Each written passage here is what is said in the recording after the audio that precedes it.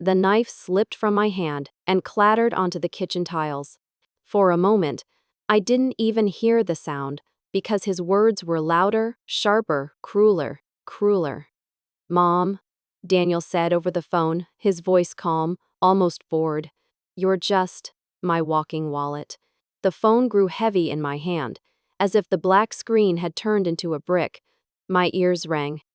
The boiling pot behind me hissed like it wanted to drown out what I'd just heard. But nothing could. I leaned against the counter, my chest tight, my breath caught halfway in my throat. The fluorescent light above flickered once, twice, casting long shadows across the kitchen. I stared at the knife on the floor, its blade catching a sliver of that sickly light. And in that reflection, I saw myself, broken, trembling, a woman whose entire life had been reduced to one word: swallet. A single smile from my son, once upon a time, had been enough to keep me alive. Now, one word from that same mouth erased decades of sacrifice. "Daniel," I whispered, though my voice cracked so faintly I wasn't sure if he heard. There was a pause on the line. Not the pause of regret, the pause of calculation. "Adults pay rent, Mom. That's how it works. You should know that by now." My stomach twisted. I remembered the nights I stayed awake at the hospital, stitching other people's wounds while mine went unseen. I remembered counting dollar bills until my fingers ached, just to cover his tuition. $80,000 for college. $15,000 for his first car. $1,000 every month since. And now? This? I pressed the phone to my ear, but the words came out before I could stop them. "Do you even remember the last time you said thank you?" He laughed. Short, dismissive. "You're overreacting, Mom. Don't be dramatic. I just need you to wire the money. Same as always. Same as always." The words slammed into me harder than the first insult. Because same as always meant he didn't even realize this was cruelty. To him, it was routine. Normal. My suffering wasn't betrayal. It was background noise. The room spun. I gripped the edge of the counter, my knuckles white. The garlic on the cutting board filled the air with its acrid sting, but I barely smelled it. All I could taste was iron biting my lip, holding back everything I wanted to scream. When I didn't answer, he filled the silence himself. "Look, Mom. Stop acting like this is charity. It's family. You're supposed to help me. What else are you here for? What else are you here for?" The line blurred in front of my eyes. His voice kept coming, distant, distorted. "You have the house. You have the house. The savings. You're comfortable. Just sign the papers, okay? It'll make things easier for everyone, Ren. Easier for everyone. Everyone but me." I bent down, picked up the knife, and set it carefully on the counter. My hands were shaking so badly, the blade rattled against the wood. I turned off the stove, the hiss of steam vanished, but the silence that followed was worse. It was in that silence that I realized something terrifying. I wasn't just shocked. I was numb. Because deep down, a part of me had been waiting for this moment. The cruel truth spoken aloud. The mask ripped off. I forced my lips to move. My voice came out lower than I expected. "Daniel, when did I stop being your mother and become your bank?" For the first time in the conversation, he hesitated. I thought maybe I had reached him. But then, "You're being emotional again," he said, his tone hardening. "Stop playing the victim. Just send the money. I'll text you the details." The line clicked. Silence. I stared at the dark screen, my reflection warped in the glass. Wrinkles, tired eyes, lips pressed tight. Not a mother. Not even a woman. Just a wallet with a pulse. My knees buckled, and I sank onto the kitchen stool. The world outside the window kept moving. Neighbors' laughter, cars passing, a dog barking in the distance. Life went on, indifferent. But mine had just cracked open. All it took was one word. One word from the son I had built my life around. And with that word, he erased it all. The safe sat in the corner of my bedroom, its gray paint chipped, its handles stiff from years of use. Every time I turned the dial, the sound of the tumblers clicking was like a heartbeat, slow, heavy, relentless. Tonight, after the phone call, I knelt in front of it again. The cold metal stung my fingertips. I pulled the door open, and the smell of old paper and iron rushed out. Inside were neat envelopes, bank slips, receipts yellowed with time. My entire life reduced to numbers. Numbers that told the story of how I became a walking wallet. The first envelope I touched was from 2003. My son, Daniel, was 12 then. The paper was soft at the edges, my handwriting still sharp. December. Electric bill, $85.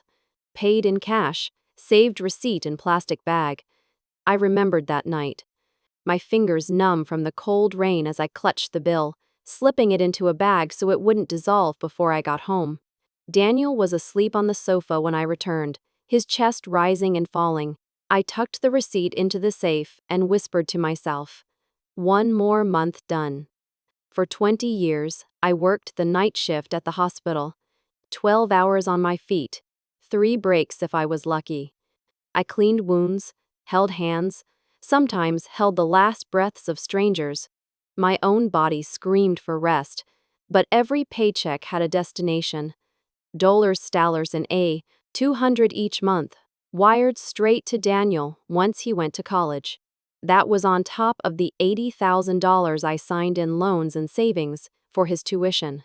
His first car cost 15,000 skis, money I pulled from a second mortgage.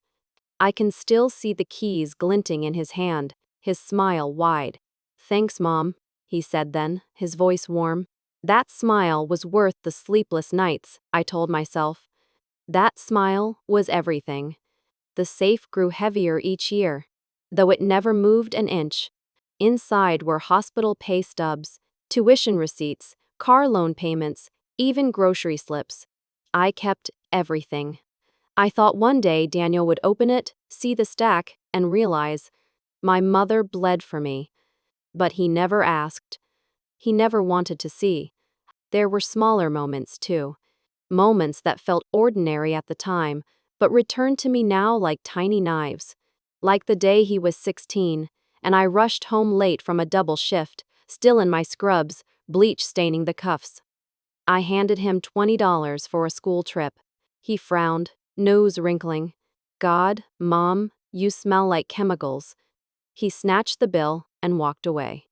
Or the morning I gave him the cashier's check for his college deposit. My hands were trembling, not from doubt, but from exhaustion.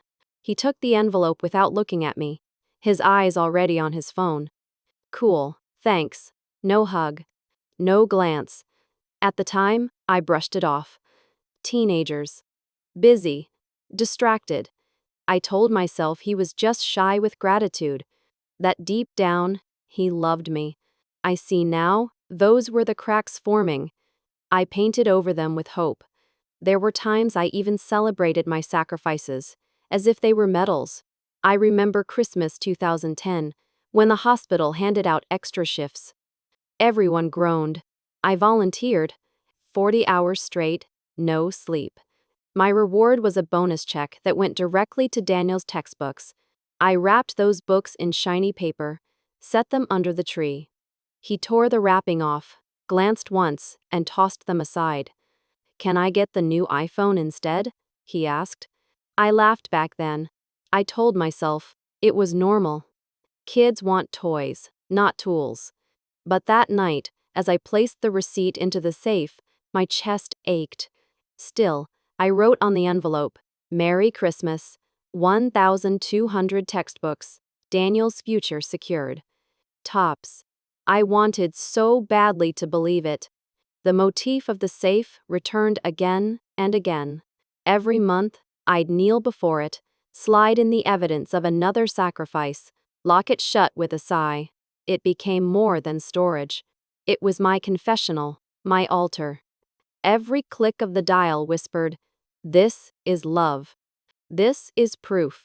One day, he will see. But love built on silence grows heavy. The silence turned into expectation. Expectation turned into entitlement. And still, I kept paying. Sometimes, lying awake in the thin hours of dawn, I'd ask myself questions I didn't dare say aloud. Am I raising a son? Or am I raising a debt collector? If I stop, will he stop loving me? See? If I keep going, will there be anything left of me at all? The answers never came. Instead, I buried the questions under one more transfer, one more receipt. Because that was easier than imagining a life without him. Looking back, there were warnings, foreshadowing. I ignored. The way his eyes glazed over when I told him I was too tired to join dinner. The impatient sigh when I counted cash slowly at the bank. The smile he flashed when I said, "Don't worry, I'll handle it." That smile, sweet, fleeting, was my undoing. I clung to every smile, as if they were repayment. I let them convince me that love was a transaction, and as long as I kept paying, I would keep him. But the truth is simple. I didn't keep him. I bought only his silence.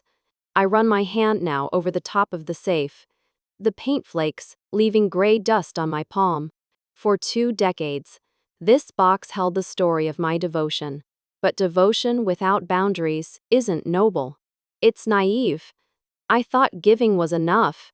I whisper into the stillness of the room. I thought sacrifice would secure love. But I was wrong.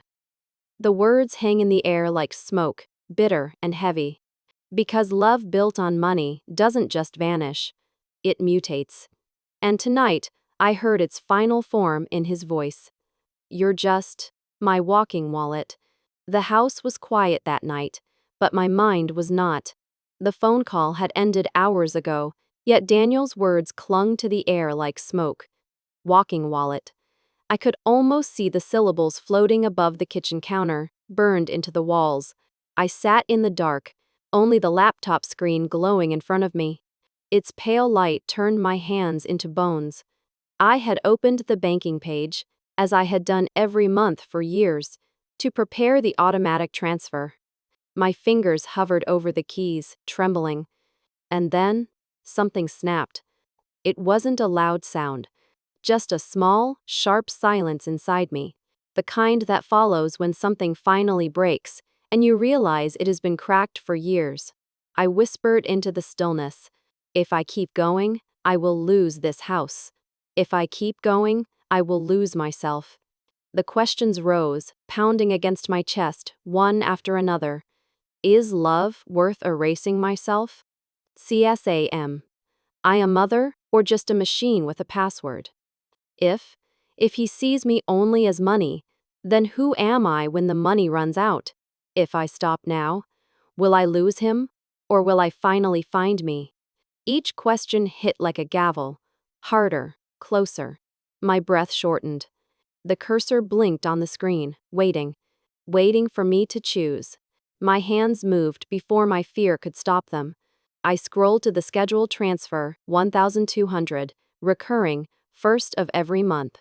For 2 decades, that number had marched out of my account like soldiers to a war I never won. I clicked cancel. A red box appeared. "Are you sure you want to stop this transfer?" The words glared back at me. My pulse roared in my ears. I pressed the mouse, but my finger refused to move. What if he hated me? What if he never spoke to me again? What if he cut me out of his life completely? The weight of those possibilities crushed me. I closed my eyes. I saw Daniel's face at age 5, chocolate smeared on his cheeks, his smile wide as he held up a finger painting. "For you, Mommy." Dillion tears burned my eyes. The little boy I loved was not the man who had called me tonight. But what if I killed the last thread between us by clicking this button? Then another image came. Me, in a hospital bed, weak, old, alone. The safe, empty. The house repossessed. Dignity gone. Daniel nowhere in sight. That fear was worse. Much worse. My finger pressed down. The click was soft, almost nothing.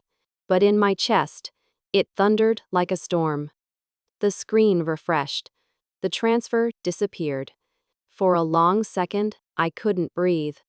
My whole body trembled, my shoulders heaving as if I had lifted a mountain. My hand slid from the mouse, damp with sweat. I stood and walked to the bedroom. The safe waited in its corner, silent, heavy, indifferent. My knees bent as I knelt before it, the way I had done thousands of times. My fingers gripped the cold handle. Click, click, click. The dial turned, the tumblers shifted, the sound echoing like metal teeth grinding. The door opened with a low groan. Inside, the envelope stared back at me, receipts of a life I had paid for but never owned. I took the top stack in my hands. The paper was brittle, yellowing, but still sharp at the edges. It cut my thumb. A tiny bead of blood welled up, bright red against gray paper. I laughed through my tears. The safe had finally taken blood from me too. I slid the papers back, slammed the door shut, and twisted the lock until it clicked. This time, the sound was not routine. It was final. I rose to my feet, my body trembling. My heart was still raw, but something inside me had shifted. For years, my sentences had ended in question marks. Tonight, they ended in periods. I was not asking anymore. I was deciding. The room looked the same. The same peeling wallpaper, the same flickering lamp. But I was not the same woman who had sat at the laptop an hour ago. I wiped my face with the back of my hand and whispered to the silence. That night, I wasn't just cutting money. I was cutting chains. The words rang out, steady. For once, I believed them. The knock came at dusk. Sharp, deliberate.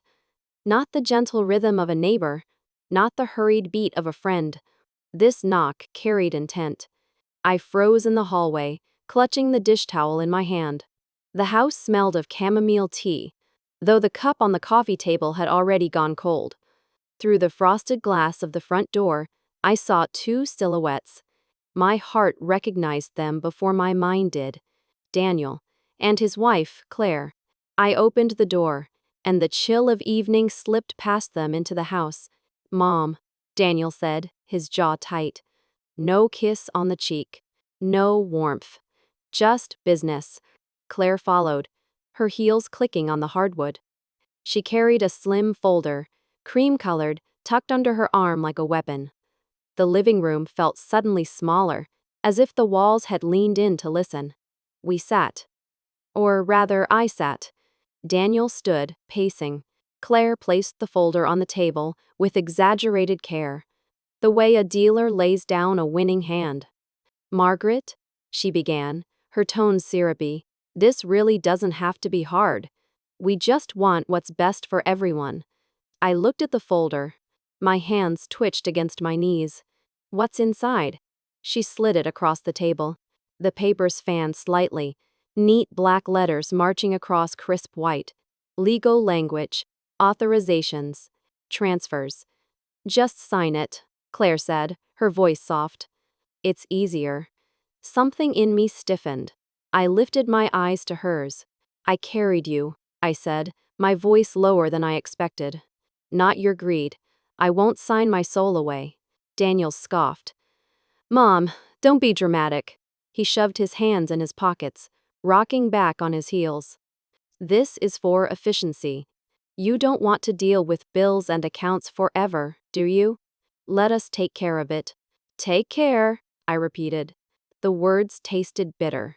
"Like you took care of me on the phone last night?" His eyes flickered. Just for a second. Then he shrugged. "You're overreacting." Claire leaned forward, palms pressed on her knees. Her perfume filled the air, sharp and artificial. "Margaret, listen. We're family. We'll manage your assets, make sure you're comfortable. You'll have less stress. It's the responsible thing. The responsible thing." I wanted to laugh. "Responsible," I said slowly, "would have been a thank you. Just once. Responsible would have been remembering, I am your mother, not your bank. Daniel's voice rose, the warmth gone. Stop twisting this. We're trying to help you. Don't make this ugly. The word ugly hit me like a slap. I pushed the folder back across the table. My hand shook, but my gaze held steady. I won't sign. The silence was thick. Claire's jaw tightened. Daniel's nostrils flared. Then, like a blade unsheathed, he spat the words, "If you don't, we'll take this to court. Don't think we won't." The air left my lungs. For a heartbeat, fear tried to crawl up my spine. Court, lawyers, public shame. But then, another sound filled me. The memory of the safe's lock clicking shut. My chains breaking. I stood. My chair scraped against the floor, the sound loud in the cramped room. My knees wobbled, but I straightened, lifting my chin. I looked at Daniel, then Claire. My voice cut through the silence. I am not your emotional ATM anymore. The words vibrated in the air.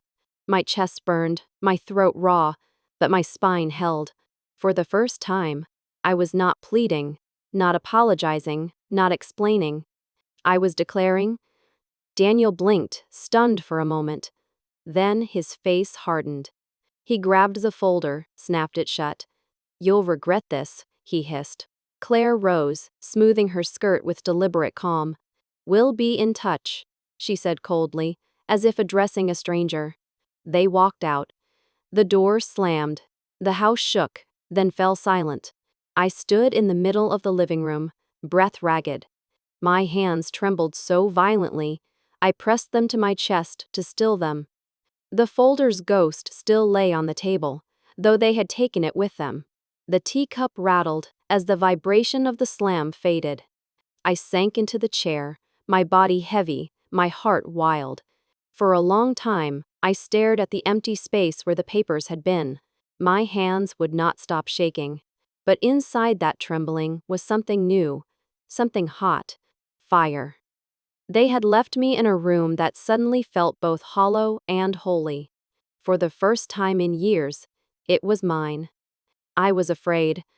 But beneath the fear, a different truth burned. I had said no, and I would keep saying it. The envelope arrived on a Tuesday morning, thick as a bruise. It didn't look dangerous.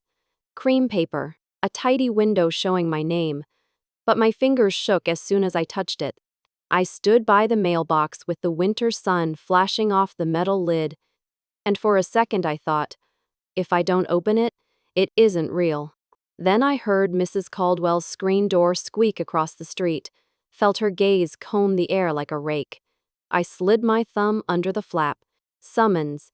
Ischipian for conservatorship. Allegations. Diminished capacity. Financial mismanagement. Need for oversight. The words swam. I grabbed the mailbox for balance. Somewhere, a dog barked. Somewhere, a bus hissed to a stop. In my ears, a smaller sound rattled louder. A bead of metal inside me, dropping and dropping with nowhere to land. When I finally looked up, Mrs. Bisses Caldwell was still watching. She tilted her head, pity painted on. She didn't wave. She didn't have to. The envelope waved for her, like a flag announcing a storm everyone else already knew about. I walked back into my house, as if it was borrowed and might be taken back at any second. I laid the papers on the dining table. The oak top was scratched with the map of my life. Daniel's science fair volcano scar, a ring from a pot of soup I'd served a nurse who'd just lost a patient, a faint gouge from when I built the flat-pack bookshelf alone. The summons sat on top of all that history, like a mask. Diminished capacity, I read aloud. My voice sounded like it came from the next room. Not long after, the noise started. A text from a number I didn't know. "It's for your own good, Margaret." A voicemail from a cousin I hadn't spoken to in 5 years. "They're only trying to help you. Don't be stubborn." By noon, I could hear whispers on the sidewalk. I imagined the words hopping the curb and slipping through my mail slot like cold air. I put the kettle on for tea, and when it whistled, I didn't move. The kettle screamed until it ran out of breath. 2 days later, I sat in a small office that smelled faintly of paper and coffee. On the wall behind the desk hung a diploma and a framed photo of a long, flat road disappearing into red desert.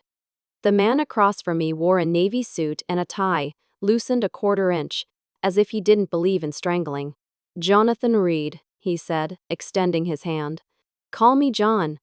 I nodded, placed the folder on his desk. "They want to put me in a box," I said, "and keep the key." He flipped through the papers quickly at first, then slower. His eyes were steady, his mouth a straight line that only moved when it needed to. "Allegations of forgetfulness," he murmured. "2 neighbors stating you left your door open all night. A pharmacist saying you mixed up your medication schedule. A bank teller claiming you withdrew the same check twice." I swallowed. "None of that is true." "Some of it may be shadow truths," he said. "Bits that can be bent." He looked up. "Did you ever leave the door unlocked?" "Once," I said. "Last summer. The lock was new. I thought it clicked. It hadn't." "Medication?" "I sort my pills by days. I missed a vitamin. They're making it sound like morphine." "Bank?" "I asked for 2 cashier's checks the day I paid off the small car loan. One to the bank, one to the DMV. I stood in line twice because I forgot a form. I didn't cash twice." John nodded as if the air had told him this beforehand. "Okay," he said. "Let's anchor truth to dates. Dates don't wobble." He slid a legal pad toward me. "We'll collect documents. Receipts. Camera footage if you have it. Phone logs." He tapped the pad. "Names of people who have seen you manage your life without help. Not character witnesses. Competence witnesses." "Competence witnesses," I repeated, tasting the phrase. It was ugly and useful. He leaned back. "They'll try to bury you in their narrative. We'll build ours with nails." The first nail was my Coop Bank logs. Every 1-200 transfer to Daniel, line after line, first of the month, year after year. I printed the last 3 years and highlighted the dates. Yellow stripes, like warning tape. The second nail was my EC medication caddy. Days labeled, slots filled. I took a photo on my phone. Tuesday empty, Wednesday half full, Thursday ready. I printed that too, then thought of something else. The pharmacy receipts. The dates lined up with my calendar alarms. I added those to the pile. The third nail was the front door camera. I'd installed last year after the neighbor across the way had her bike stolen. I'd forgotten it until John asked, "Any cams?" I scrolled through the archive. There I was, night after night, locking the door, my hand on the new brass deadbolt, the bolt turning with a clean clack. On the one night I hadn't, the video showed me pulling the door shut, the new lock quiet as a smirk. Play-printed still frames, 10,042 p.m., 10,043 p.m., my mouth forming a silent goodnight. To no one. When the printer spat the images out, I realized my hands weren't shaking. The street didn't get the memo. At the grocery store, 2 women by the apples stopped talking when I passed. One of them smiled too much and said, "How are you, sweetie?" The other stared at my cart as if it might reveal secrets. I made it to the dairy aisle before I saw Mrs. Biss's. Caldwell with a younger woman I didn't know. "That's her," the younger one whispered, not even bothering to lower her voice. "The son said she's not all there anymore." Poor thing. I picked up a carton of milk and said clearly, to the shelf, "I can hear you." They flushed the color of fish gills. I paid in cash and left my change in the donation jar by the register because my hands were full of paper already. At home, I sat at the table and lined up the receipts like lines of soldiers. The kettle cried again. This time I silenced it quickly. The house was learning my new pace. At 3 in the afternoon, someone rang the bell. When I opened the door, Laura stood there with her gray hair pinned back and a foil-wrapped loaf in her arms, steam haloing her face. "Banana bread," she said. "With walnuts. I know you like walnuts." I stepped back to let her in, and she pressed the warm loaf into my hands like a blessing. Her eyes were blue and furious. "You're not alone, Maggie," she whispered. I hadn't known until that moment how much I'd needed to hear it. The next hit came fast. John forwarded me a PDF. Witness statements. 3 of them. The first was from Mr. Klein, the retired math teacher, 2 doors down. Saw Margaret wandering at night twice last month, slippers on, robe open. Appeared confused. I pictured the night I took out the trash at 1:00 a.m. because the smell was getting to me. I pictured the robe I'd thrown on over pajamas. I pictured the way Mr. Klein squints since his cataract. Confused indeed. The second was from Sonyak, the young pharmacist who never looks up from her screen. Patient asked if she should take her morning meds at night. Seems unsure of dosages. I remembered the exchange exactly. I'd asked whether it mattered if the vitamin D moved to evening to avoid an upset stomach. A vitamin became a narcotic in her pen. The third was worse. Day teller at First Valley Bank. Customer attempted to issue duplicate cashier's checks within 20 minutes.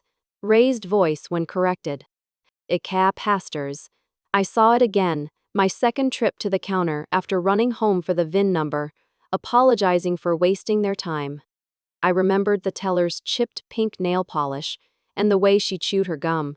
The way she slid the form back like a detention slip. Raised voice. The phrase crawled under my skin. I'd spoken loudly because there was glass between us. Loud is not wild. Loud is not unwell. I printed the statements and wrote in the margins with a pen that left a trench. Dates, times, what actually happened. Then I stapled each to the corresponding proof camera stills, pharmacy receipts, bank timestamps that showed I had left and returned with a new form. Nails into wood. John called that evening. "Good," he said when I told him everything I'd gathered. I could hear him flipping pages. "They're building a tower of suggestion. We'll cut at the base." "And the neighbors?" I asked. "The talking?" He was silent for a moment. "Noise is part of their strategy," he said. "Make you look smaller. Make your voice sound thin. Don't speak to them about the case. Speak to paper. Paper doesn't forget." I looked at the stack. "I've spoken a lot today," I said. "Then rest," he replied. "Tomorrow we draft." Rest came in shards. I slept like a window after a stone. Just before dawn, I woke to a ping. A message from an unknown account on social media.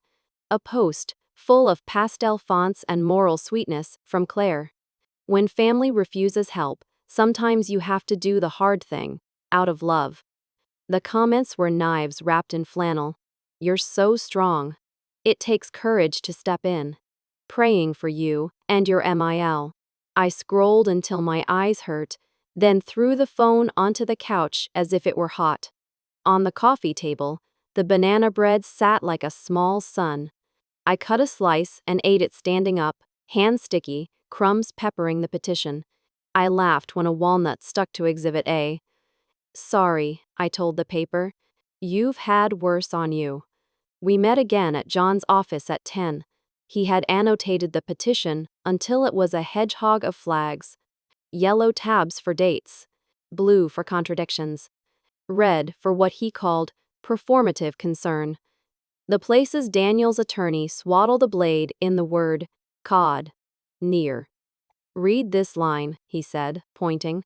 "Petitioners are gravely concerned for Margaret's well-being and wish to protect her from predatory influences." 2. "Predatory influences," I said. "You mean the people who bring me bread?" John smiled with only one side of his mouth. "We'll list your actual support network. Laura, your quilting group, 2 co-workers from the hospital you still have coffee with." "Quilting group?" I snorted. "We talk more than we sew. Talking is competence," he said. "Isolation is one of their arguments. We show community. Short affidavits, not about how kind you are, About seeing you run errands, drive, manage prescriptions, balance a budget. I nodded. I can ask, I said. I hate asking. Ask anyway, he said. Asking is not weakness. It's strategy. He slid a draft declaration toward me. We'll close with your narrative, he said. Not a platform speech. Just the facts only you can tell. Dates, not adjectives. The judge can smell adjectives. I read the paragraphs aloud. My voice steadied as it moved over the words. June 12th. Refinance. September 5th. DMV fee. October 19. Lock installation. December 3rd. Camera timestamp.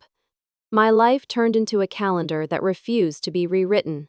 When I finished, John capped his pen. It's good, he said.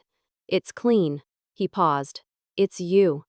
On my way home, I stopped at the hardware store and bought a second deadbolt. The clerk, a thin man with grease under his nails and a tattoo of a pine tree on his wrist, boxed it up and said, "Double locks don't stop gossip." I know, I said, but they stop doors. He nodded. That they do. I installed the lock myself that afternoon. Measured twice, drilled once. Metal shavings glittered on the floor like rude confetti. When the bolt slid home, the sound was a note I hadn't heard in years. Assurance. Solid and mild. I wiped the shavings into my palm and poured them into the trash. The kettle sang again, and I let it. I was learning which sounds to answer, and which to ignore. At dusk, Laura knocked and sat with me on the porch steps. We didn't talk about court. We watched the street. She handed me a thermos of soup, and I handed her a slice of bread. She took a bite and closed her eyes the way people do when they're listening to music. You're not alone, Maggie, she said again, as if the sentence could do its job better with repetition. I know, I said. Today, I almost believe it. Good, she said.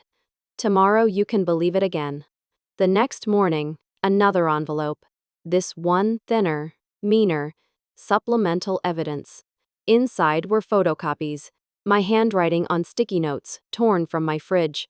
Milk, lettuce, call dentist, lock door. Someone had taken pictures through my kitchen window. My stomach lurched. Attached was a statement. Margaret relies on notes for basic tasks, indicating cognitive decline. I looked at my notes. Little lifelines in an ordinary life. The dentist's reminder circled twice because I hate the drill. The locked door written in capital letters the week the new deadbolt stuck, and I needed to remind my fingers of the new turn. Not decline. Design. I brought the photos to John. He frowned. Creepy, he said. We'll raise the stalker angle if they push. Also, half the planet lives by lists. He reached to the shelf behind him and pulled down a leather-bound notebook. He opened it to show pages dense with boxes and arrows. My brain lives here, he said. If I lost it, I'd forget my own middle name. For the first time that day, I laughed. The tension built like weather. Papers moved back and forth. Affidavits went out and came back in. I wore a groove between my front door and the mailbox. Each return to the table made the piles higher and my shoulders stronger. The nights came with a new kind of math. If I lost, what would I lose? The house? The accounts? The ability to sign my name without a witness? And underneath those, the softest, ugliest fear. If I win, do I still lose him? Adoption? When the fear got too loud, I stood at the safe and laid my palm on its cool face. I didn't open it. I didn't have to. Its mass reminded me of what I had carried, and of what I could still carry if I must. Myself, for starters. On the third Saturday, I drove to the ocean because the ocean doesn't take sides. The sky was a hard blue. The gulls were rude and alive. I stood with my shoes off and let the cold water bite my toes. Behind me, a little boy laughed, and his mother said, "Stay close."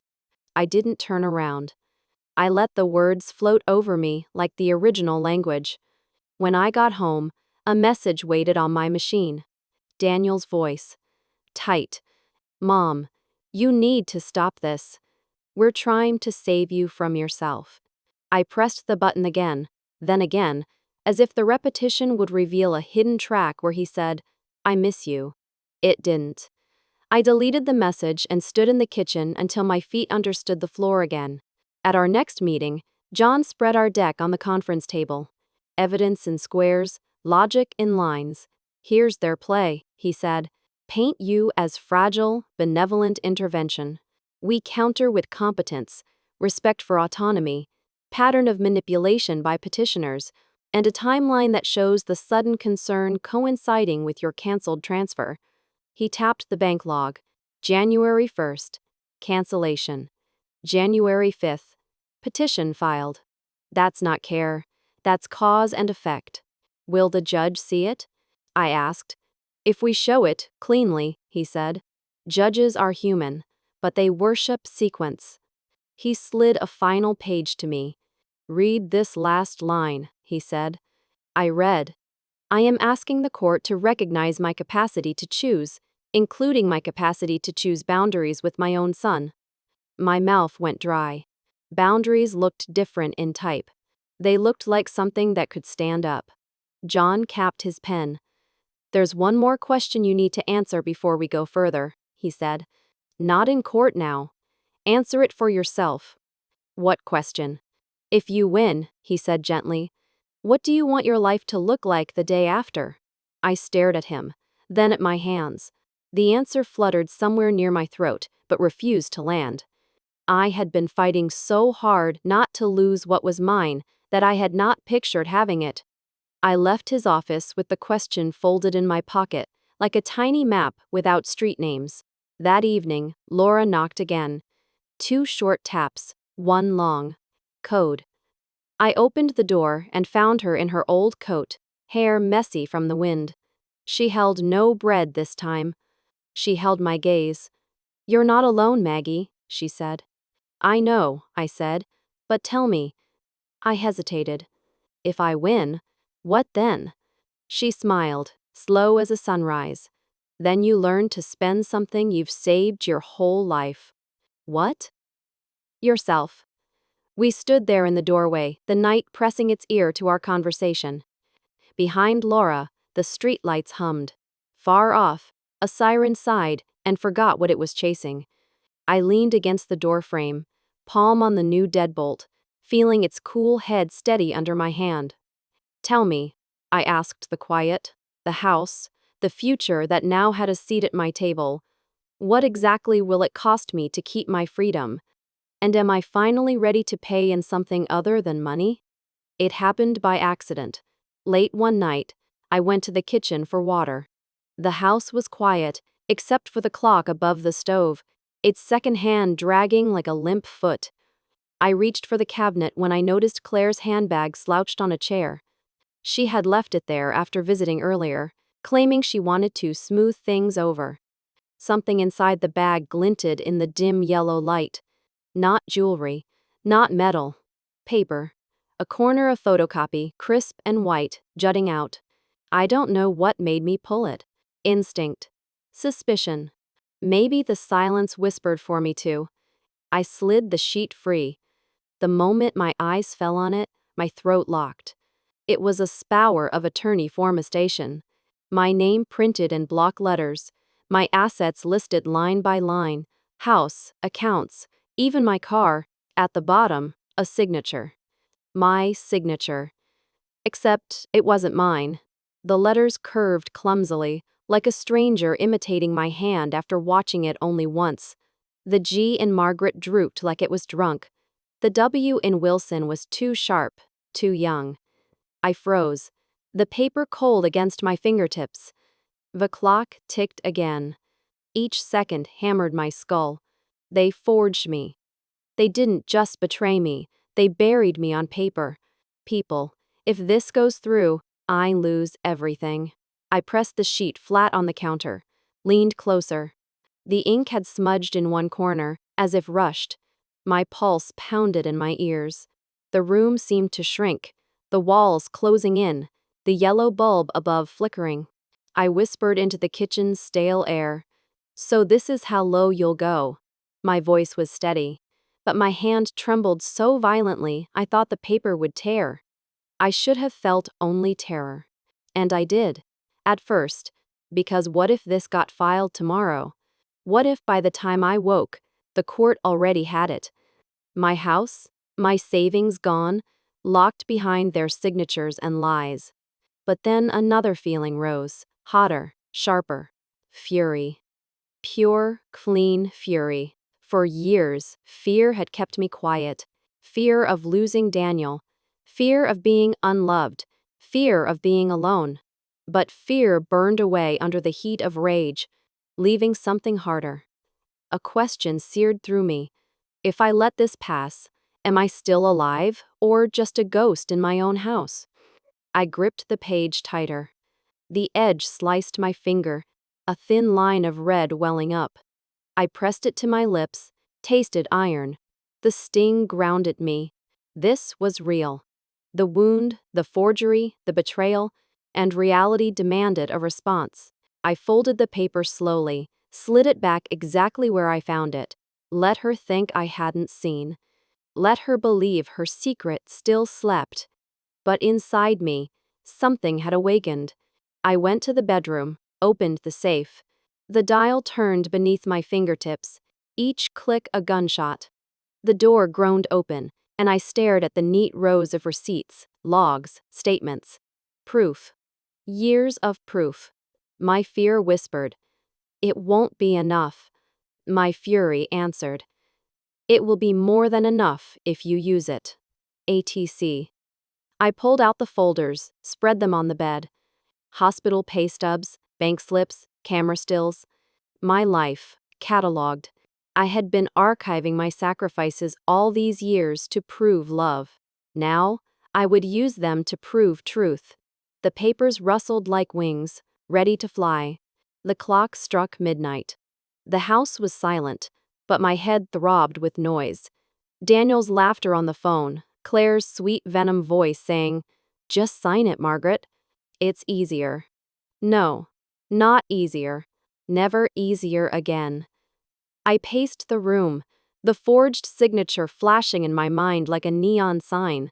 Each glance at my own handwriting on old receipts only widened the gap between the truth of me and the lie they had drawn. How many times had I signed real love with this hand? Permission slips, birthday cards, checks for rent, tuition, car. All those signatures, true. And now, one lie trying to erase them all. Not while I breathe. I sat at the desk, pulled out a notebook, and began to write. Dates, details, transactions, names. Not for me. I already knew. For the lawyer, I would call in the morning. For the judge who would one day read. Each line steadied me. Each stroke of the pen carved away fear and fed the fire. This wasn't just about money anymore. It wasn't even about betrayal. It was about survival. About dignity. About not letting my name be stolen while I was still alive to speak it. By 2 a.m., my notebook was half full. My eyes burned, but I felt lighter. My back straightened. For the first time in years, I wasn't writing checks to disappear. I was writing weapons to fight. I closed the notebook, placed it on top of the stack. The safe door clicked shut, firm, final. I whispered to the dark. Fear left me that night. Fury stayed. And with fury, I finally slept. My house no longer looked like a home. It looked like a war room. Stacks of bank statements lined the dining table like towers of stone.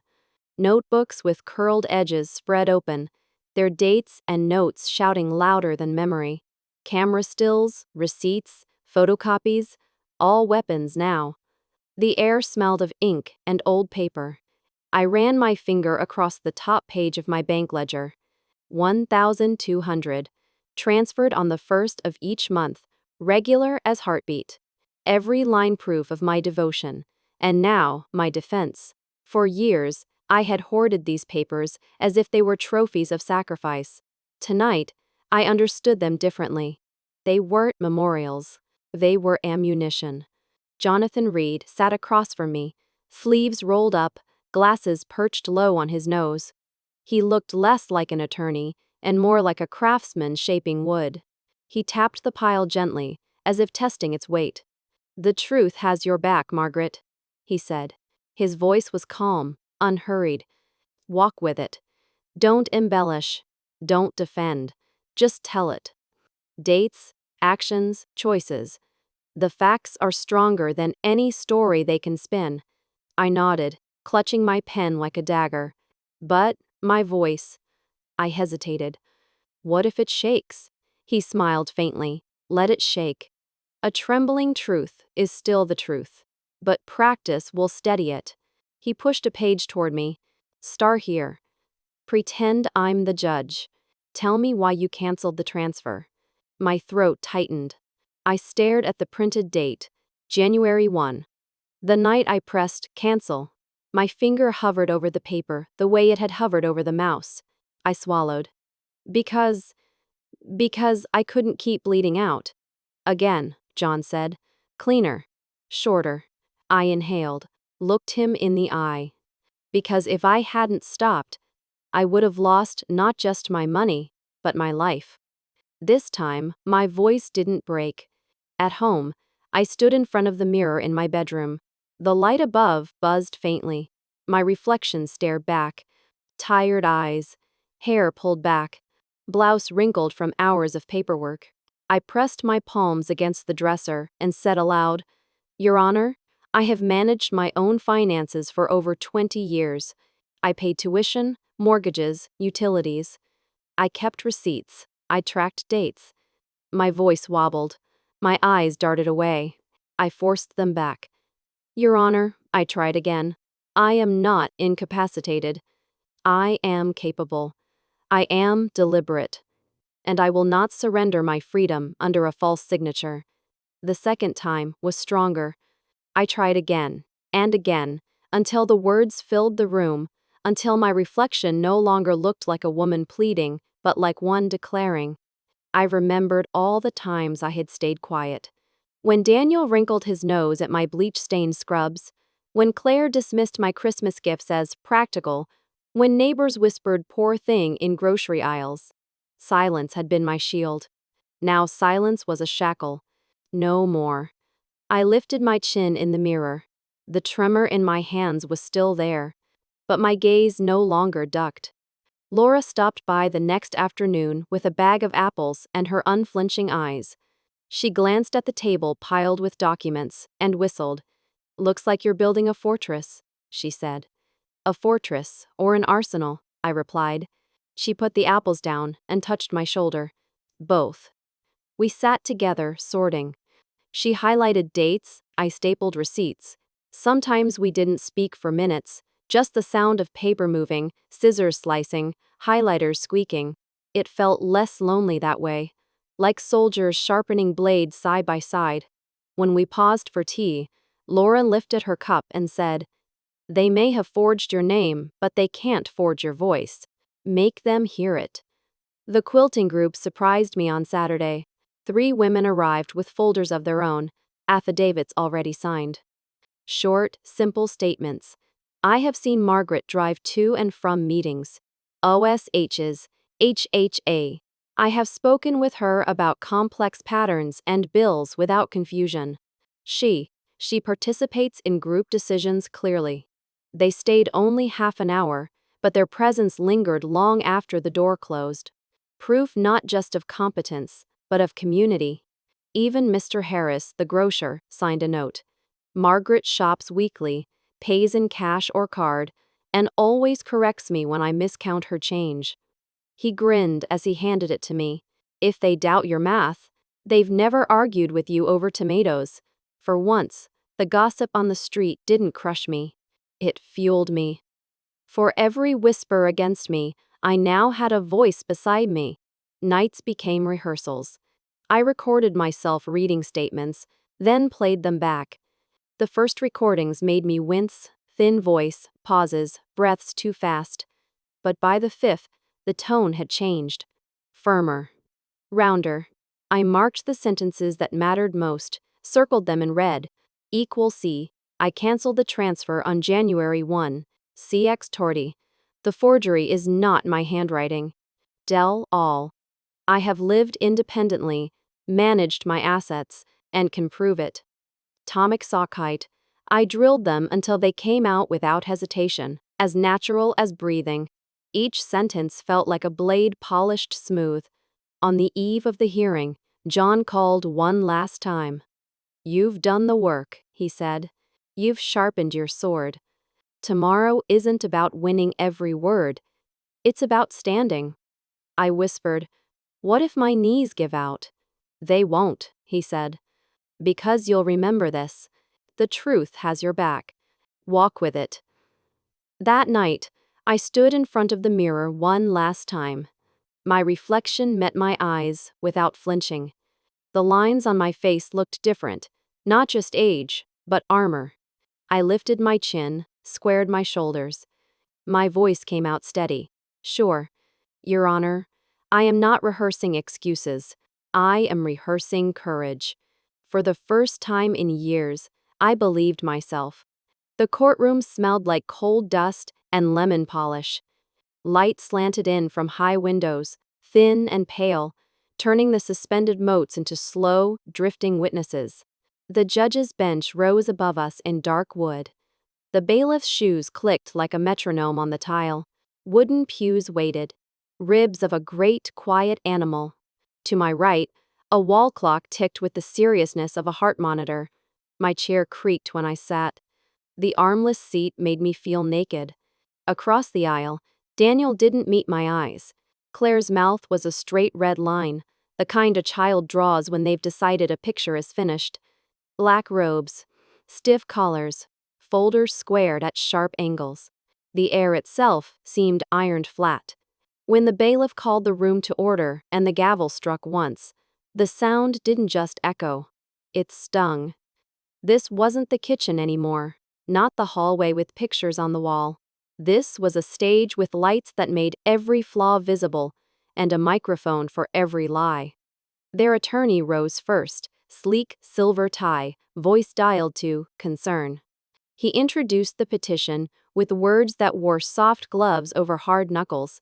Protection, capacity, benevolence, oversight. Each syllable arrived like a cushion, and then sat heavy. Your Honor, he said, palms open, this is a case about love misunderstood. Adult children doing the responsible thing, stepping in before harm occurs. We all know pride can be stubborn. He turned slightly, eyes grazing me as if I were a vase in a gallery. We simply ask the court to ensure Ms. Meadows' Wilson's safety financially and otherwise. I felt Jonathan Reed shift beside me, legal pad balanced on his knee, pen poised but patient. He didn't touch my arm. He didn't need to. The steadiness of his breath kept my own from running away. Opposing counsel held up exhibits like postcards from a trip to my supposed decline. Witness statements. A photocopy of my sticky notes. A list of withdrawals. He spoke in the key of inevitability. Diminished executive function, he said, as if the phrase were a diagnosis the room could catch. Let's speak plainly, the judge said. Her voice was not unkind. It was anchored. Call your first witness. They called the pharmacist. Sonia was younger than I remembered. Youth looks younger under fluorescent lights. She sat with a posture that said she'd practiced posture, hands folded, eyes flicking to the ceiling as if answers might be written there. Do you recognize the respondent? The attorney asked. Yes. She pointed vaguely at my aisle. Ms. Wilson has filled prescriptions with us for years. Have you observed confusion regarding her medication? She paused just long enough to be dramatic. She once asked me if she should take her morning meds at night. I wanted to raise my hand and ask if vitamins now required dawn. Jonathan stood. Cross, he said. He approached the witness with the unhurried air of someone returning a library book. Ms. Patel, do you have the record of that interaction? She blinked. We log consultation notes. Would you read yours? He asked. She looked down. Patient asked if vitamin D could be moved to evening to reduce stomach upset. Vitamin D, Jonathan repeated. Not morphine. Not a beta blocker. Not insulin. A vitamin. Yes. And is it common for patients to adjust timing to reduce side effects? Yes. So the note describes a common sense question from a competent adult. There was a long second where the room seemed to think for itself. Sonia cleared her throat. Yes? No further questions, Jonathan said, and let silence do the polishing. Their next witness, Mr. Ridness, Mr. Klein, 2 doors down. He wore a suit that fit him like a memory. He squinted as he spoke. I saw her wandering at night, he said. Twice. At what time? Asked counsel. After 11, I believe. Robe? Slippers? The attorney prompted. Yes. Jonathan stood. Mr. Klein, you've had cataract surgery recently? Yes, he said, chin lifting. I see very well now. And before the surgery? A beat. Well enough. Jonathan nodded, non-committal. Your Honor, permission to approach with exhibits D3 through D5. Granted. On the screen, 3 still frames blinked into being. My front stoop, my hand on the brass deadbolt, the bolt sliding home. Timestamps: 10,042 p.m., 10,043 p.m. In one, I'm mouthing good night, a habit left over from when I spoke to the air so I didn't feel alone. Mr. Klein, Jonathan said, do you see Ms. Hitzenk? Wilson locking her door? He leaned forward. Yes, on one particular night, she failed to turn the new deadbolt fully. Correct? I suppose, he said. And the other night, she took out the trash. It was late, he said, as if late itself were disorder. Is taking out trash after 10 evidence of confusion? I don't know. Neither do I.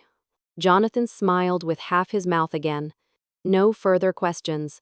The judge's pen scratched. Then came the bank teller, gumless today, the chipped pink polish replaced with a French manicure.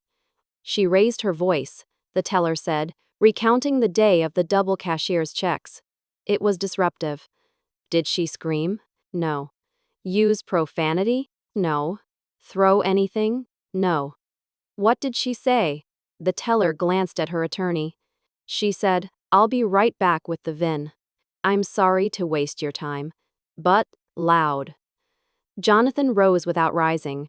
His voice lifted from the chair. Your Honor, defense moves to admit time-stamped bank records showing 2 transactions separated by 23 minutes, the second accompanied by DMV paperwork. Admitted. Thank you, Jonathan said. Sometimes loud is just polite through glass. Something like a smile slid under the judge's composure. Call Margaret Wilson, opposing counsel said.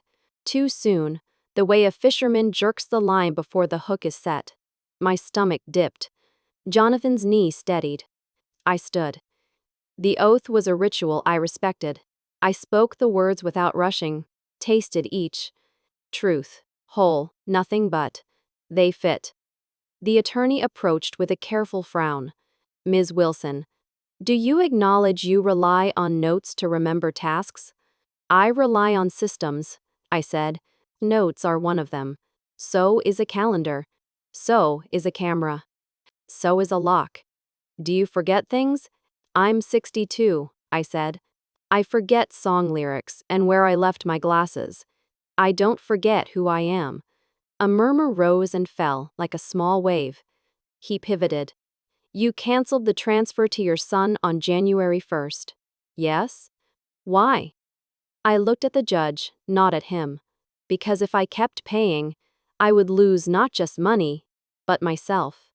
Isn't it true, he said, voice warming to the chase, that your son and his wife are trying to relieve you of burdens you no longer wish to manage?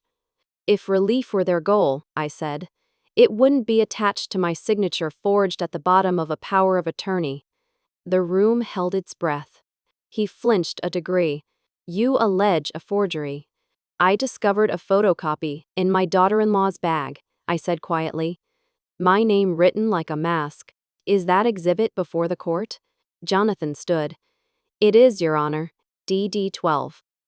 And we've prepared a comparative analysis by a forensic document examiner who will testify to material differences between Ms. Ishmi's, Wilson's known signatures, and the questioned one. Opposing counsel objected on something brittle. Overruled. Nothing further, he said, and sat with a thump too small for the sound it wanted to make. I exhaled in a straight line and returned to my seat, the wood receiving me like a bench at the end of a long run. Our case, then. Jonathan's voice changed when it was his turn. Still calm, now electric. He didn't inflate. He arranged. Defense calls David Molina, he said. The locksmith. David wore work boots, laces clean. He placed a small toolbox at his feet, like a dog that wouldn't wander. Mr. Molina, Jonathan said, did you install a new deadbolt at Ms. Bursey, Wilson's residence on October 19th of last year? Yes. Was there a learning curve? He grinned. It's a European throw. Folks think it clicks before it does. You've got to turn until you feel the cam seat. In your professional opinion, does failure to fully seat a new deadbolt indicate diminished capacity? It indicates a new deadbolt, he said. A soft laugh passed through the benches like a breeze. No further questions. Defense calls Laura Bennett. Laura walked with her chin forward, the way someone does when they are not at war with gravity. She took the oath as if it were sacred. She didn't look at me until after. Ms. Bennett, Jonathan said. How often do you see Ms. Zimmer Chaxt? Wilson? Weekly, she said. Sometimes more. Have you observed her handle finances, appointments, daily tasks? I've watched her balance a checkbook with more patience than I've ever had, Laura said, a small smile ghosting her mouth. She drives us to the ocean. She keeps our group calendar. When I forget a name, I call her. And her demeanor? She glanced at me then. Steady, she said. Even when the world pushed. Especially then. Her eyes softened. She's not confused. She's careful. Opposing counsel passed on cross. Laura squeezed my fingers when she left the stand, the squeeze saying what words cannot, in a room where words are currency. Jonathan called a physician's assistant from my clinic, the one who'd done my last cognitive screening after I'd asked for it, proactively, to head off exactly this. She spoke in fluent data. Ms. Wilson scored within normal limits across all domains, she said. Executive function intact. No indication of impairment. Opposing counsel tried to trap her in acronyms. She answered in full words. Words won. Finally, the document examiner. White hair, clear eyes, the humorless courtesy of a person who has spent a lifetime telling juries that lines don't lie. The questioned signature features pen lifts inconsistent with Ms. Penz's. Wilson's hand, she said, pointer tapping projected strokes. The G in Margaret descends at a different angle. The WW in Wilson is built from separate elements. In my opinion, to a reasonable degree of professional certainty, this is not the same writer. The judge's pen moved again. A hymn written in ink.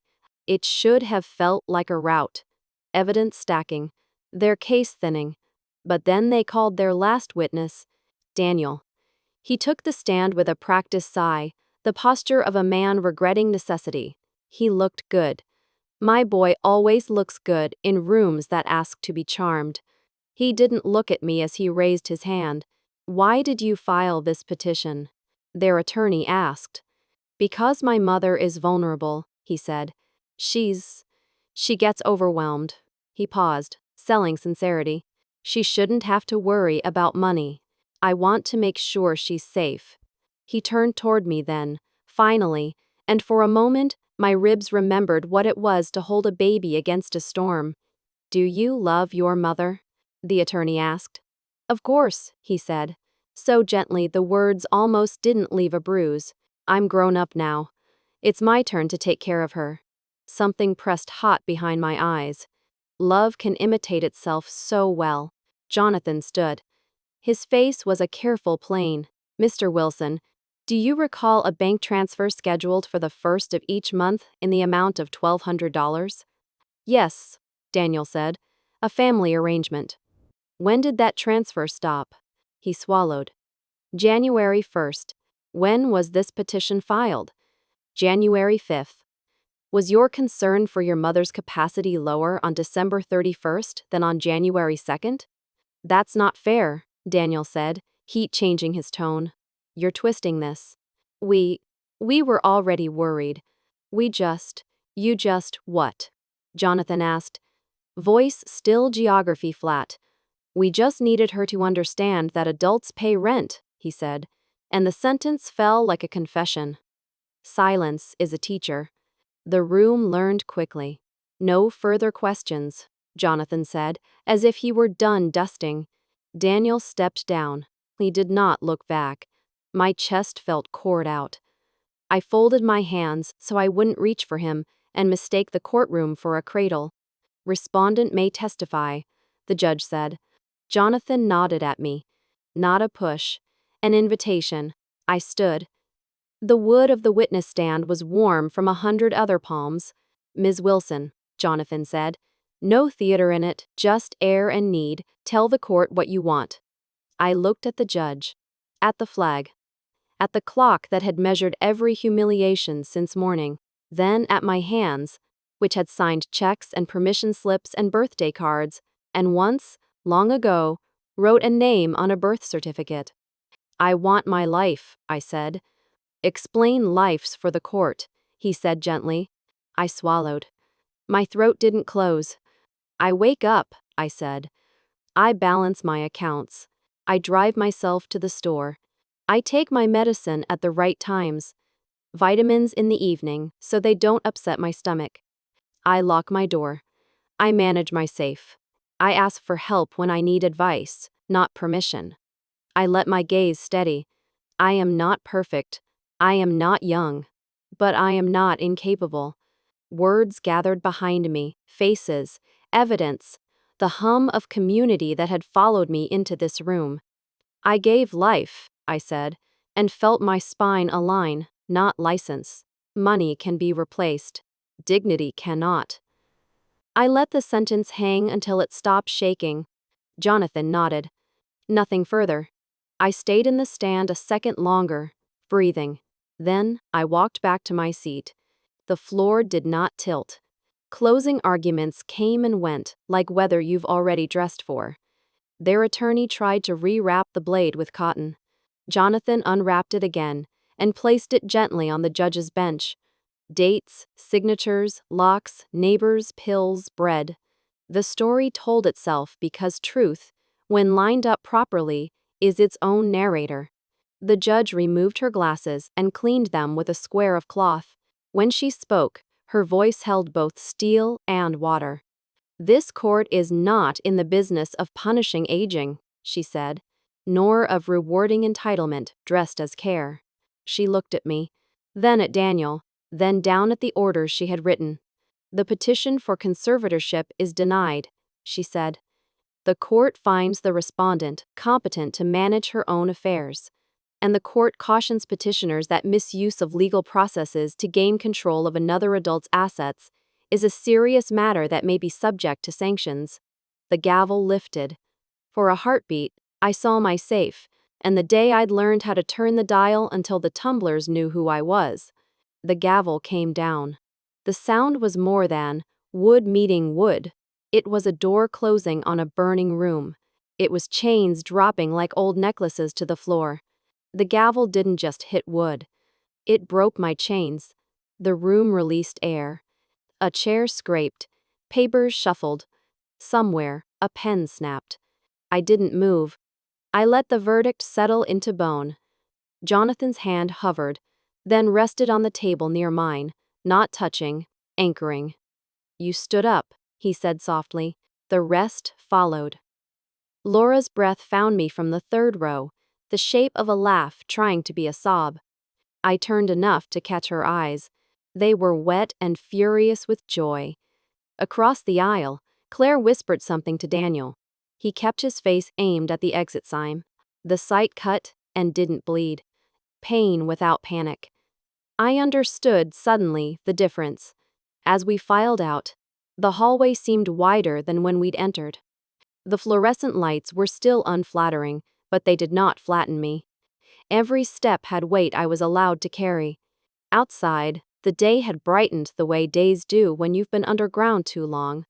On the courthouse steps, Laura pressed a tissue into my palm and then, when I didn't use it, pocketed it back like a joke.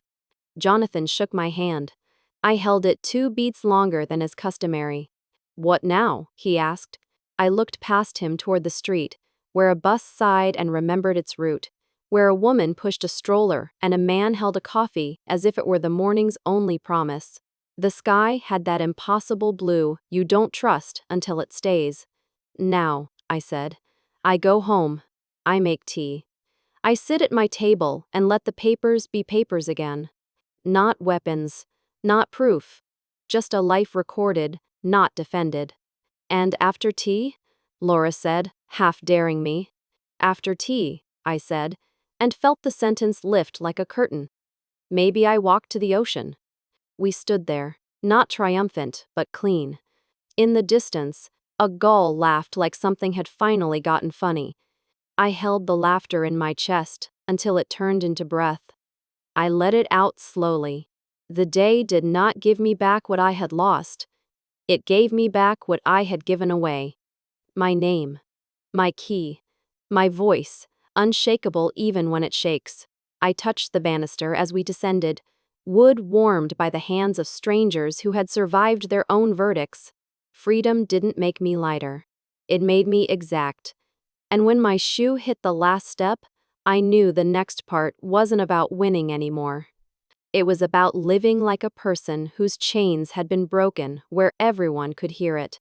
The house greeted me with silence. No murmurs of lawyers, no scrape of chairs, no gavel echoing against stone. Just the faint tick of the clock above the mantel and the groan of the old sofa as I lowered myself into it. The same sofa where I had once counted bills, signed checks, folded laundry. The same sofa where Daniel used to curl up as a boy, his head on my lap. I looked around the living room. Everything was familiar, almost unchanged.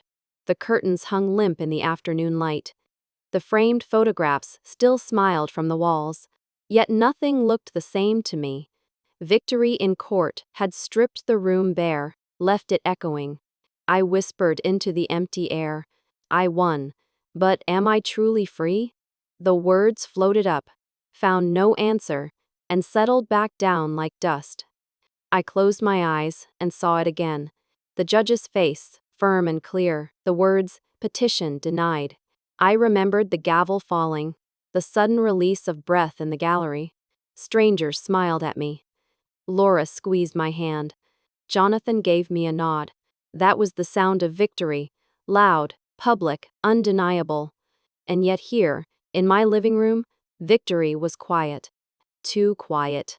I pressed my hand against the sofa cushion, tracing the fabric with my fingers. Relief was there, yes. The weight of the legal threat was gone. My home was safe. My name was still my own. But the echo of Daniel's voice lingered like a bruise. "Adults pay rent, Mom." His words carried into this room even though he did not. Freedom had come with silence, and silence carried grief. The kettle called me from the kitchen, its whistle high and lonely.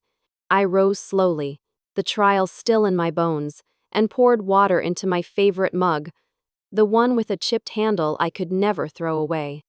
Steam curled upward. I wrapped my hands around the warmth as if it could fill the hollow inside. I carried the tea back to the sofa. Each sip steadied me, but each sip also reminded me of the conversations no longer waiting.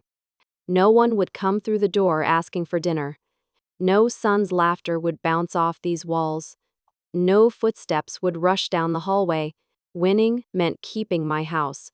Losing meant losing the illusion of family I had carried too long. As the evening darkened, I lit a single lamp. Its yellow glow filled only a corner, leaving shadows to stretch and yawn across the rest of the room. I watched them crawl, thinking of all the nights I had stayed awake, terrified of losing everything. And now, when I had finally saved it, I sat in a room that felt too large for one woman. I spoke to the shadows. What is freedom without love? They had no answer, but they stayed with me. Later, I walked to the window and opened it wide. Cool air swept in, smelling of grass and faint wood smoke from a neighbor's chimney. The night was alive in a way the courtroom had not been. No polished wood, no pressed collars, just a simple thrum of crickets and the pulse of my own heart. I leaned against the sill and let the air wash over me. Somewhere in the dark, a dog barked and a child laughed. Ordinary sounds. Everyday sounds. Perhaps, I thought, freedom wasn't supposed to roar. Perhaps it whispered, waiting for me to notice. I returned to the sofa and pulled out my notebook, not the one filled with receipts and dates. Those had been weapons, forged into armor. This was a plain spiral pad, mostly blank. I wrote a single line across the top of the page. What now? The pen hesitated after the question mark. I waited. No answer came, but the page looked less threatening once the words were down. For once, I didn't have to rehearse excuses. I didn't have to prove or defend. I just had to sit here, with my tea and my pen, and let tomorrow arrive. The clock struck midnight. The house was still. I placed the notebook on the table, rinsed my mug, and turned off the lamp. As I climbed into bed, I realized the hollow inside me was not only grief, it was space. Empty, yes, but space waiting to be filled. Maybe with a walk to the ocean, maybe with painting lessons, maybe with laughter from friends who had stood by me when my own blood turned against me. I pulled the blanket up to my chin and whispered into the dark, "Victory is loud in court, but silent in the heart." And in that silence, I promised myself I would learn how to fill it. The apartment smelled faintly of salt and paint. Salt from the sea air that blew in every morning, paint from the walls I had colored myself. Soft cream, not the dull beige of the old house. The rooms were smaller, yes. The kitchen barely fit a round table. The living room held only a single sofa and a bookshelf. But nothing felt missing. That first morning, I walked barefoot across the new wooden floor, the boards warm from the early sun. In my hands, not a phone heavy with demands, but a cup of coffee light, fragrant, rising steam curling against my cheek. I stood by the window, watching the ocean pulse against the horizon. The tide whispered a rhythm steadier than any gavel, softer than any verdict. And I breathed, not bracing for the next request, not waiting for the next blow, just breathing. Sometimes, I think of how it began. The knife slipping from my hand, the phone pressed to my ear, Daniel's voice slicing through me. "You're just my walking wallet." That moment had weighed 1,000 pounds. Now, in contrast, this mug felt weightless. Once, I would sit with a phone clutched in my hand until my knuckles ached, scrolling through transfers, numbers, proof that love still had a price. Now, I held coffee, and it asked for nothing but to be enjoyed before it cooled. That was the difference between the life I lived and the life I had claimed. The old sofa hadn't come with me. I gave it away to a neighbor's daughter who was starting college. "It's got history," I told her. She laughed, bouncing on the cushions, unaware of the nights I had sat there, head in hands, wondering if my sacrifices meant anything at all. My new apartment held a simple wooden chair on the balcony. Every morning, I carried my mug outside, sat with my legs stretched, and watched the sun carve light into the waves. The chair didn't creak under the weight of secrets. It simply held me. The symmetry wasn't lost on me. I had gone from furniture that trapped me to furniture that freed me. One afternoon, I opened the safe I had brought along. Yes, I kept it. For years, it had been my confessional, the place where sacrifice was cataloged and grief was stored. I placed it in a corner of the new living room, not as a burden, but as a relic. Inside, the folders still slept. receipts, statements, letters. But now, they were no longer weapons or chains. They were just paper. Evidence of a life lived, not a war fought. I touched the cool steel, closed the door gently, and whispered, "You don't own me anymore." It was the first time I had spoken to the safe without trembling. I filled my new life with small, deliberate acts. I joined a painting class at the community center. At first, my brush trembled the way my voice once had, but slowly, the strokes steadied. I painted a bowl of apples, a vase of sunflowers. Then one day, without planning, I painted the ocean. It wasn't perfect. The horizon tilted, the waves looked stubborn, but it was mine. My classmates clapped softly. My teacher said, "You've captured freedom." I traveled too. A bus trip to the next town, a train ride up the coast. Nothing grand, but each ticket felt like a passport to myself. I met strangers who knew me only as Margaret, not Mom the provider, not the bank. Just a woman who bought a ticket and carried her own bag.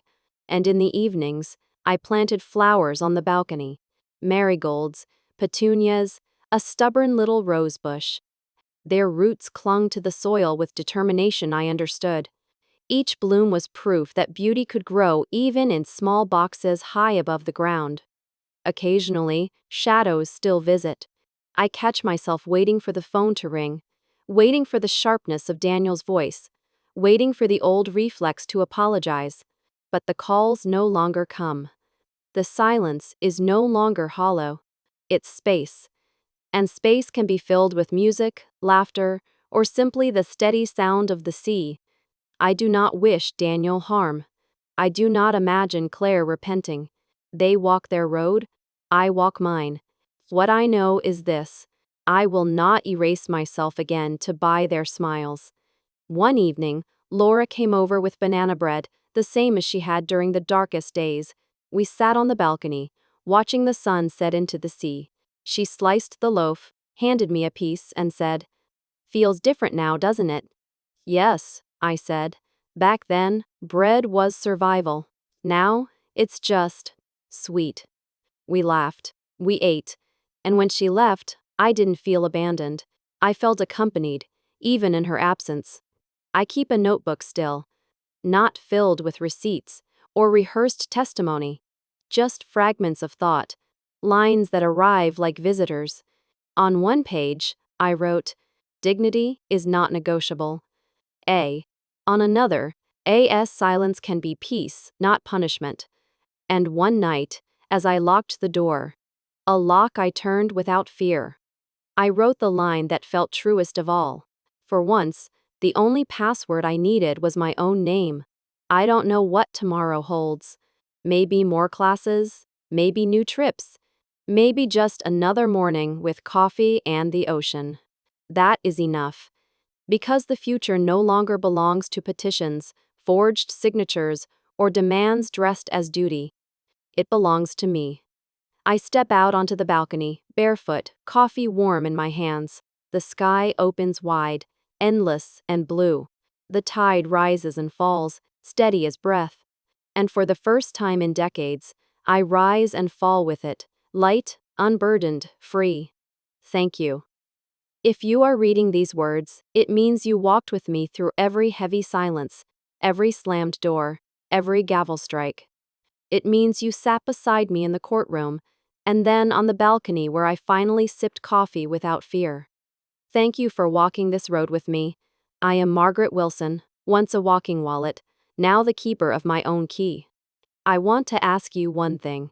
If one day, the very person you loved and raised turned you into a tool, not a mother, not a father, not a human being, but a resource to drain, what would you do? Would you keep paying with your silence, or would you stand for your dignity? That's not a question about me anymore. It's about you, about your Ranjichi, your line in the sand. If my story stirred something in you, I ask you, share your thoughts. Leave a comment. Tell me what you would choose. Not because I need validation. I have finally claimed my own. but because someone out there might be trembling at the edge of their own decision. Your words could be the match that lights their courage. If you feel this story deserves to be heard, share it. Let it travel further than I ever could alone. Somewhere, someone is scrolling with heavy hands on a heavy phone, wondering if they are allowed to say, enough. If they see this, maybe they'll realize they are. And if you want more stories like mine, true stories of loss, betrayal, but also of rising again, follow this page. Each week, I will tell another journey. Each week, we will walk through pain together and come out with something stronger than sympathy, with clarity, with courage, with freedom. I do not offer tidy endings. Life is not tidy. But I can offer this truth. We are not bound to be emotional ATMs, paying out love until we are empty. We are not required to let dignity be bartered away. So, I leave you with the line that carried me through the darkest nights and the brightest mornings. I am not an ATM with feelings. I am the keeper of my freedom's key.